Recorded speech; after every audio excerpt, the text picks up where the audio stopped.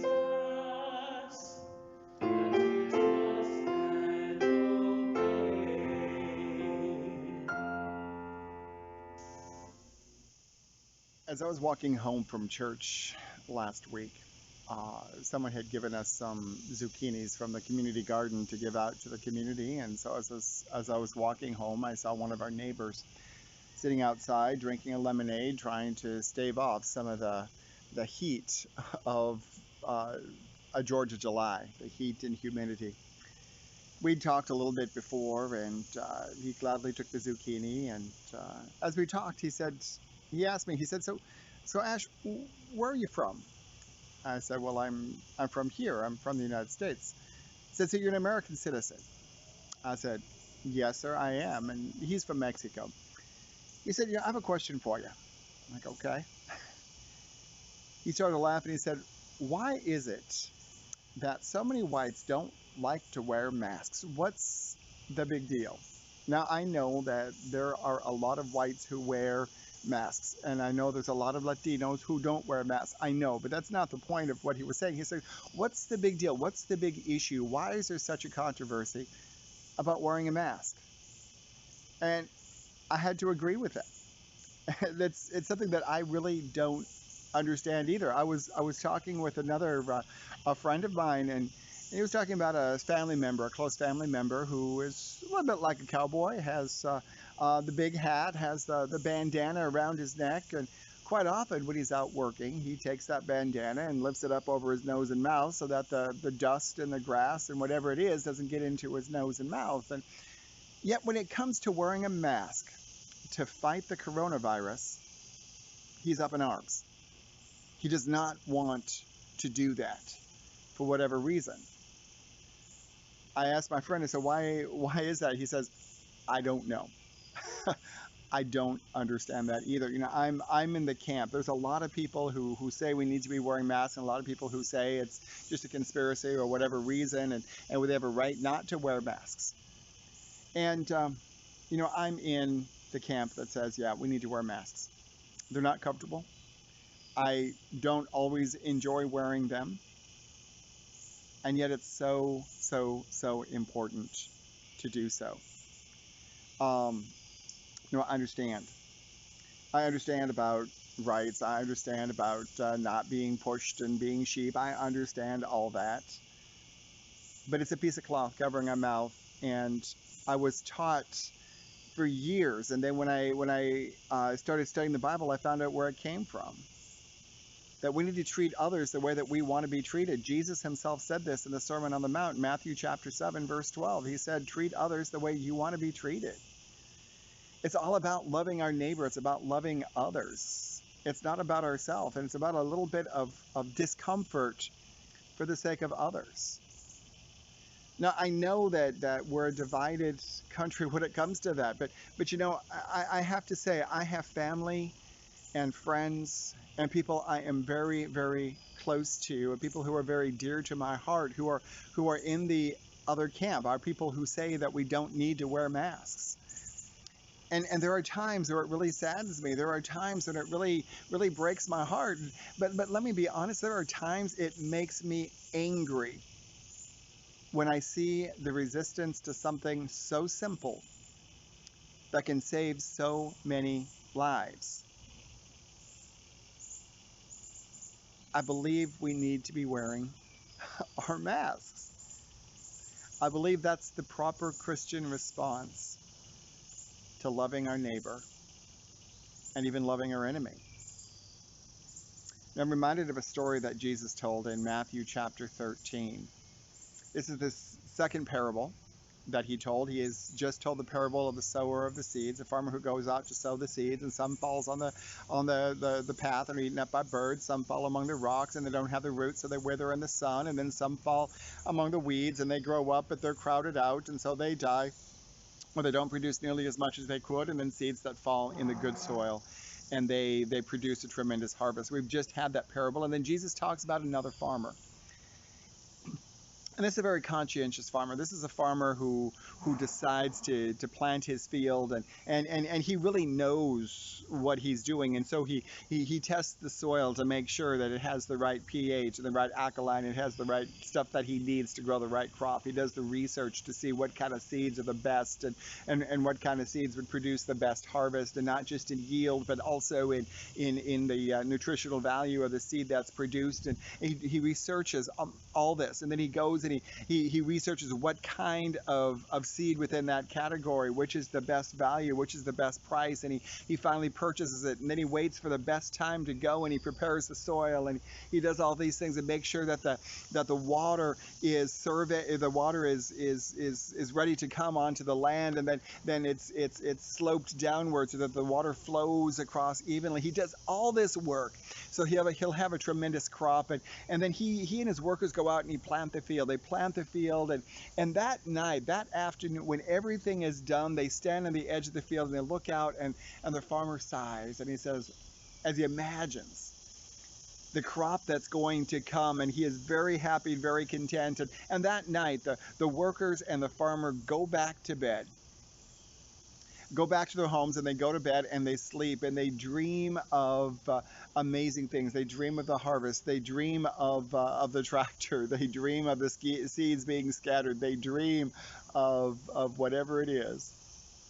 But little do they know that while they're dreaming and while they're sleeping, someone is sneaking into the field and is scattering seeds, throwing seeds here and there, not the seeds that the farmer had so diligently researched and found, not the seeds that would help produce a better crop, but weed seeds.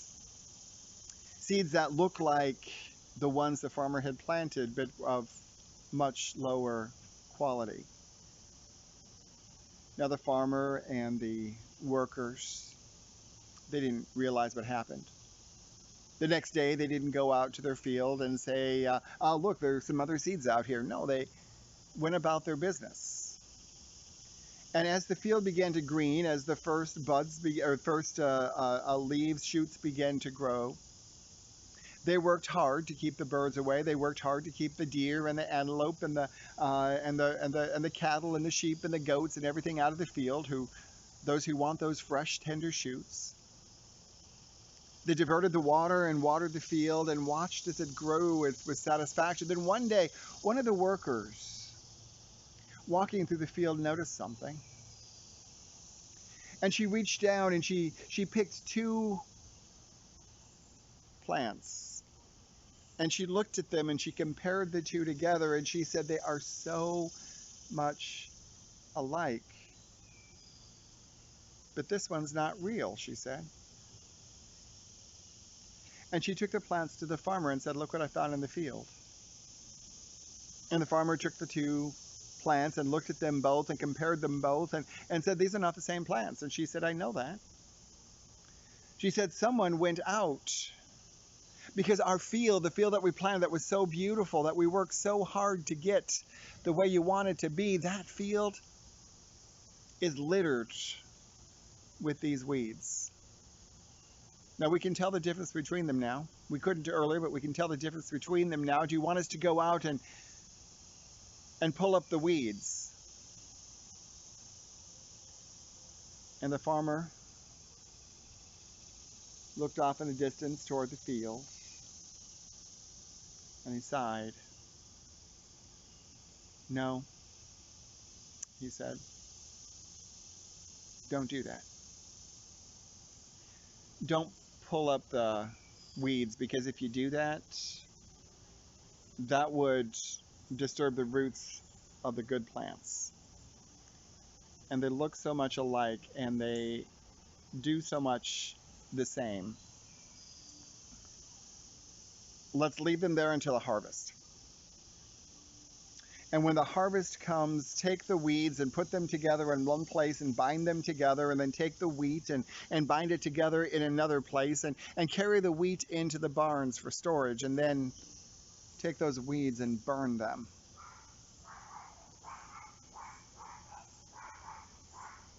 And so that's what the farmers did.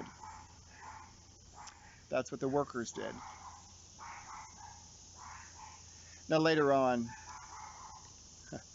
the disciples went to Jesus and they said, Jesus, we don't understand again what you were saying about the farmer. Could you explain it to us? And Jesus said, sure. The farmer that planted the good seed, that's the Son of Man. No, he's using the third person. He's talking about the Son of Man, but he's referring to himself. And he said, the field where we planted is the world. And it's ready for a ripe and wonderful harvest.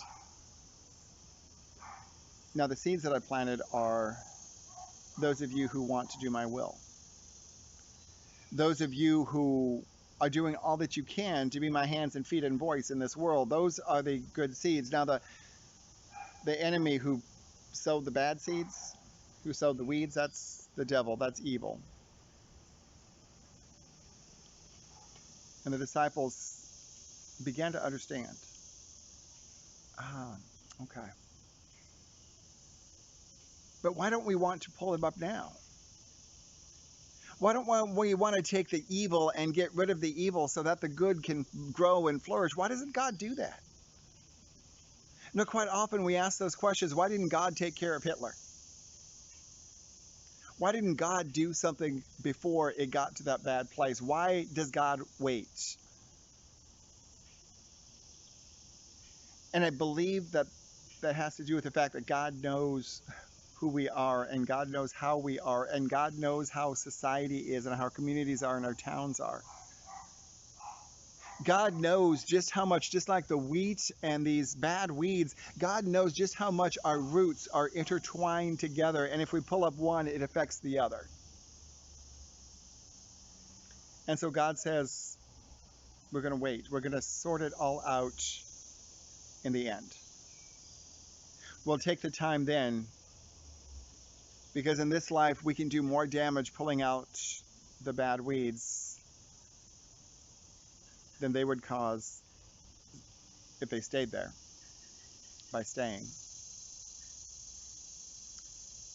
You know, I don't know of anybody who, when someone close to them starts doing the wrong thing, or when someone is on the wrong path and going the wrong direction, they pray to God and they say, God, please take him out of here. It's not very often that someone we love and care for who is doing the wrong thing that we ask God to pull those weeds and to destroy them. No, we hold on to hope, because our roots are intertwined, because we grew up together, because we did so much together, because we passed so much time together. We always hold on to that hope that they can change, that they can be better. I know so many people who grew up in the foster care system, who went to the foster care system, and they're placed in wonderful, loving families who want to take care of them. And yet these children, their greatest desire is to go back to mom or to dad who abused them, who abandoned them, who neglected them. Why? Because their roots are intertwined. I've talked to people who have been abused by spouses, by husbands, by wives, by significant others. And after the abuse, and there's a honeymoon period that comes again, and more than anything, the one who is abused wants to get back to the person who abused them, because they hold out hope that this person will change. And more often than not, they don't. And as soon as the honeymoon period is over again, the abuse starts again. And the cycle repeats itself, but we hold out hope because our roots are intertwined. Brothers and sisters, there's a lot of evil in this world. There are a lot of things going on in this world that we don't like. There's a lot of things in this world that are holding us back from really truly being the people in the society and the community that God creates us to be. And a lot of times we listen to that part that is holding us back because their voices are louder, because it seems more attractive. For whatever reason, we listen to that part. Or we hold on to hope that they're going to come around, that the others will come around. But God says, God knows our roots are intertwined. And that in spite of the fact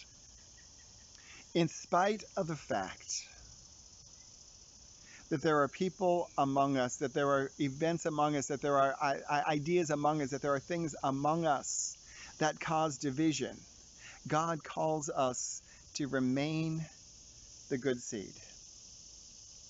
God calls us to listen. God calls us to pay attention. God calls us to be the hands and feet and voice of Jesus Christ, the voice of reason, the voice of truth. Jesus said, I am the way, the truth, and the life. No one comes to the Father except through me.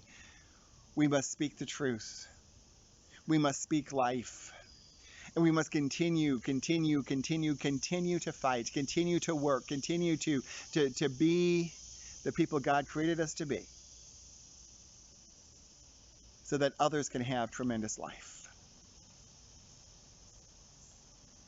Brothers and sisters, it's not easy, but we're not alone. We have each other. And as John Wesley famously said on his deathbed, the best of all is, God is with us. Brothers and sisters, let's continue to fight the fight. Let's continue to be the people God created us to be. And may God bless you tremendously and we'll talk again very soon.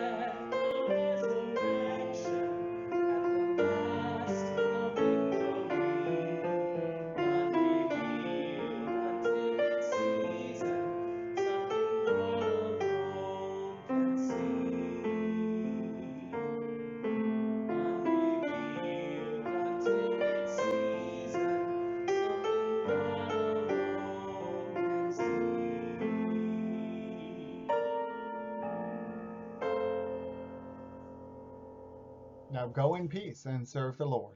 Thanks be to God. Que vayan en paz y sirvan al Señor. Gracias al Señor.